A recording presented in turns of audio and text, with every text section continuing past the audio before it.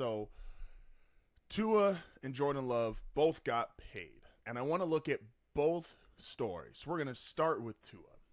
And I believe this wholeheartedly. I've seen a lot of people the last 40 to 72 hours. Does Tua deserve that much? Oh, who is Miami going to lose because they have to pay him? Oh my gosh, the salary cap. You know, for a bunch of people that claim they don't count pockets, fans find a way to start counting pockets when the salary cap gets involved. It's really funny. Here's the thing with Tua's contract, and I do think these are two different situations. With Tua's contract is not a story about why are quarterbacks overpaid, why are the Dolphins willing to do this with a guy that we don't eye test see as someone in that top 5 to 10 range, but now he's getting paid like a top 5 to 10 guy. It's not a story about the player. It's not a story about the money. This is honestly a story about the general manager. And while the GMs play different roles in both the Tua and Jordan Love situation, with Tua's situation and other quarterbacks that have been paid, if your team can't figure it out, it's not on the player. I'm talking about figuring out as far as a salary cap and surrounding that player with talent. It's on the general manager, because here's the thing. If you draft a guy, first off, you drafted Tua in the first round, high end side of the first round. So unless your thought process as GM, and I don't believe this to be the case, was just, we're going to draft this guy, he's probably not going to be that good, so cool, we're going to pay for all these players while he's on a rookie contract, and then he's probably just not going to be that good, so we'll just replace him in 4 or 5 years. You know you're going to have to pay these guys, and not just quarterbacks. And it's not just the quarterback market that's exploded. Have you seen wide receivers lately? Tua, when Tyreek got traded from the Chiefs to the Dolphins, the big story was first $30 million a year wide receiver. Well, now we got 5 of them, and number 6 is on the way because CeeDee Lamb and the Cowboys are supposedly close to a 4-year, $136 million deal. So, and the general managers that are good at it, i.e. the best GM in the NFL, Howie Roseman, how come he finds a way to pay everybody and we don't ever hear about what are the Eagles going to do? Now they're paying Jalen Hurts all this money. Are they paying A.J. Brown all this money? Are they paying Devontae Smith all this money? Are they paying offensive line? How do the Eagles and Howie Roseman figure out how to do this? How does Patrick Mahomes have a 10-year, $500 million contract and they still have the flexibility to pay Travis Kelce and Chris Jones? Oh, it's because he's not actually making that much. His average annual is less because he took more. No. If you look at the way his contract is structured, the next 4 years, Mahomes is going to make more money than anyone in the history of the sport. That's just the reality of it. Yes, it looks different when you take average annual value, but if you look at how the contract, and they went and broke it down on NFL.com, really good article, go look it up, where they broke down in like 4-year segments how much Mahomes gets paid. And Mahomes technically is allowed to just say, hey, look, he could just hold out and say, hey, I'm not coming unless I am paid what I'm already paid, or I'm sorry, whatever I'm holding out unless I am paid what the highest paid guy is, plus $5 million. And he could do that, and that's in his contract, right? So he's going to be paid more cash than anybody. But what makes Howie Roseman and the Chiefs, it's not just getting ahead of this stuff. It's getting ahead of this stuff. It is understanding how the salary cap actually works. How many years do we have to pay this off? Meaning, if you are a team like the Dallas Cowboys, who, probably aren't run the best, don't have the best general manager in the sport, they're waiting until the last possible second, so they're going to pay every single dollar and have no wiggle room to pay Lamb, Parsons, and if they do want to put up the $60 million a year for Dak, like, what does Dallas do if they win a Super Bowl, right? Then you have to pay everybody because you can't let the Super Bowl winning quarterback walk out the door, and you can't franchise tag him. So now they're paying Dak 60, and they're paying Micah, who's going to want the most money ever for a non-quarterback, and CD just got, I think, almost or tied with the most money ever for a non-quarterback. So if you have to pay all those guys, but you waited until the last second, you're going to feel every bit of that on your salary cap, and it's going to be immediate. Howie Roseman paid A.J. Brown not only once they got him, but they gave him another extension with several years left on his deal, and they are constantly restructuring. It's not just They don't look at it as, oh, I gave a guy 4 years, $200 million, and now I don't have to worry about this for 3 to 4 years. They're constantly evolving and adapting. And the longer a guy is under contract, the more you can spread out his money. Once he's no longer on contract, that's when everything becomes due immediately. Right? Even as a regular consumer, we understand that. You ever had to push back your phone bill or your Cox bill or your whatever subscription you're paying for? It's like, hey, I don't have the money today, but I'm gonna pay you guys on Friday. And you got to talk to the little messenger thing and say, hey, look, let's push this back. Because as long as you are their customer, they will give you a window in which to pay. The same for these NFL teams. They now have a window. A.J. Brown, all the money he's been given, he's extended 3 years out past, I think, even his current contract he's on, and that's his extension going to be out there. So they have 4 years to pay this extension, so that even if they're paying max money, which it's never going to truly be the max, because they paid A.J. Brown the max for right now, it's not going to be, hell, it's not even the max for what CD just got paid. It's not the max for what Justin Jefferson just got paid.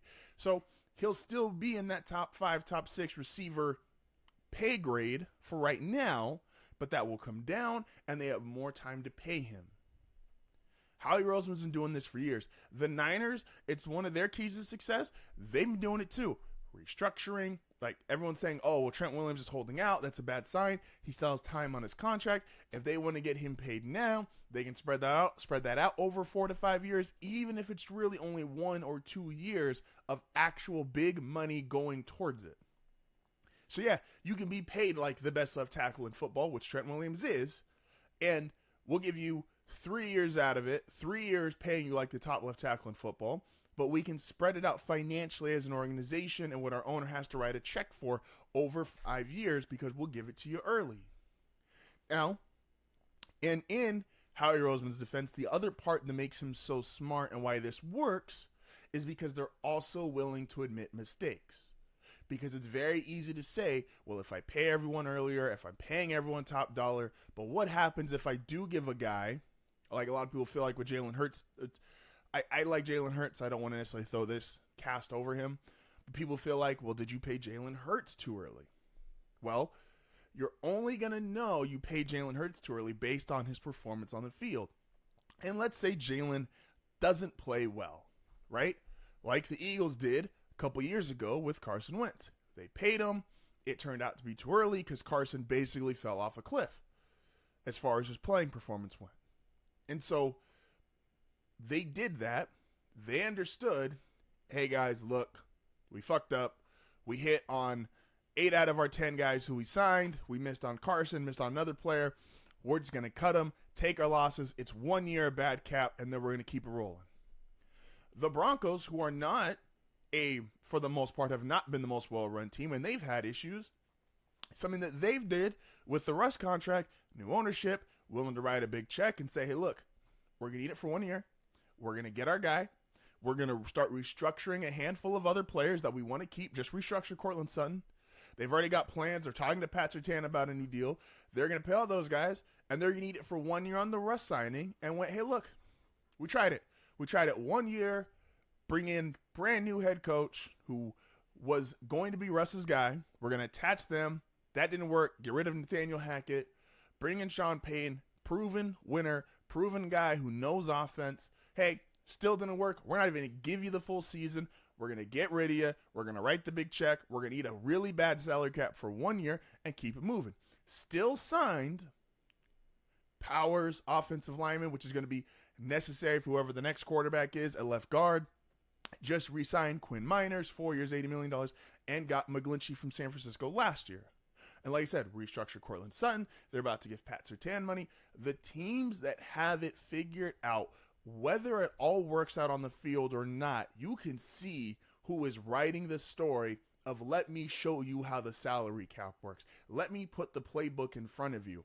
And what's so maddening, I think, for teams and what's so maddening for fans of these teams that don't understand the salary cap is somebody else is writing the game plan out for you. Somebody else is writing the book and delivering it to your front door and say, hey, this is how you do it. Hey, it's impossible to do it 100%. And if you're one of those GMs where you just don't want to be wrong, well, it's going to cost you a whole lot more money, and that money is due immediately because you can no longer push your bill back. You can't tell Verizon or Cox or SDG&E or whichever one of these services subscriptions, you can't tell them, hey, I need a little bit more time. Your time's up. The bill has become due, and it needs to be paid in full, or we are getting rid of it. So, Tua getting paid, Justin Herbert getting paid, Trevor Lawrence, all these guys. If your team cannot retain talent because you're paying your quarterback too much money, that is 1,000% a GM story. It is not a quarterback story or a player story. The good GMs, the great GMs, they figure it out. Now, and like I said, and all these guys are going to get paid, and it's irrelevant to just come on here and keep talking about, oh, well, would I have paid this guy or would I have not have paid this guy? There's about 15 quality quarterbacks a year. Like 15, legitimately the team is happy with where they are at.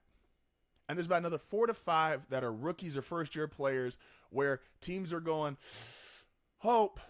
And then the bottom third of the league, even if it's been their starter or they're on a retread, are not happy with where they're at the quarterback position. And it's no different this year. Look at the 5 or 6 guys who just got drafted. Those teams are all going, hope it works. And then you've got your obvious elite quarterbacks, Mahomes, Lamar, Allen. We know those guys. We've got this new crop of guys where the teams feel pretty good about it. The guys who have just been getting signed, Lawrence, Herbert, Hurts. And then you got a bunch of, Atlanta gave Kirk Cousins more money as he's now older, coming off an injury, and hope that works. And they didn't even believe it enough, so they had to go draft Michael Penix. The Raiders they went out and signed a free agent quarterback. Do the Raiders look happy about where they're at quarterback? If you're a Raiders fan, are you happy about where they're at quarterback?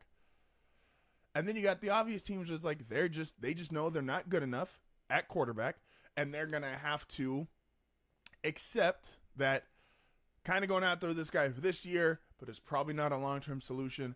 And that is guys who are both paid and guys who are cheap. Do you think the Browns are happy with their quarterback? Do you think the Browns love their quarterback situation? And look how much they're paying their guy. That's probably unfair. He's an easy target, but he's freaky, so we don't feel bad for him. Now, Jordan Love, I think, is a different story than Tua. Tua, as I said, I think is more of a GM story. I think Jordan Love is a cautionary story. And I also think this is unequivocally a bad way to GM. So again, Howie Roseman has just figured it out. He's written the playbook on it. He's written the book on it. And he will literally deliver it to your GM's front door if your GM will just open their eyes. There's 2 major things you get when you have a rookie quarterback. Your first is you get optimism. And anyone can tell me whatever they want to say.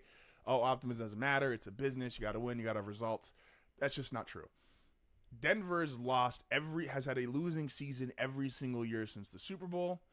There's been optimism, though, in the years where Russ was first acquired, Knicks were drafted, and even, didn't work out, but even Paxton Lynch being drafted. There's been different levels of optimism. There was not as much optimism when you give me retrain Case Keenum, retrain Joe Flacco, and that hurts your fan base because that hurts everybody watches the NFL, even if your team sucks. That's the reality of it. But your retention, and the NFL is fighting for the true 1% of retention. They're trying to get somebody to stay in front of a TV for 3.5 hours. If my team's not good and I have nothing to be optimistic for, I'm now only watching I'm only watching the game for an hour and a half. And the NFL, once again, this is top 1% of retention, right? Like most people can't listen to a podcast for an hour, watch a YouTube video for an hour, but we can all watch football and other sports for several hours at a time. Movies are in the same boat, where if a movie is played, is the movie good enough to keep your attention for 3 hours, or am I really only keeping your attention for about 30 minutes to 45 minutes? So you get optimism, and that matters, and no one can tell me any differently. The second thing you're supposed to get is financial flexibility and financial freedom. Because, and we know the obvious examples, Russ in Seattle. There were no issues at the start because Russ was on a rookie contract.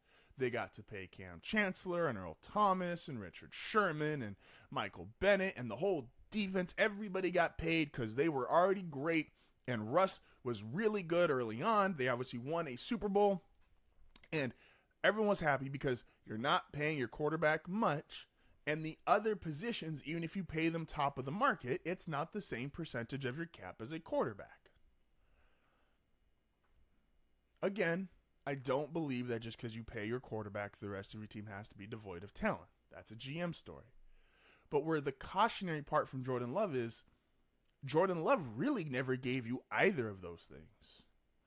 Because he sat behind Aaron Rodgers, and I wanted to spell this really quick, Mahomes is not a real example.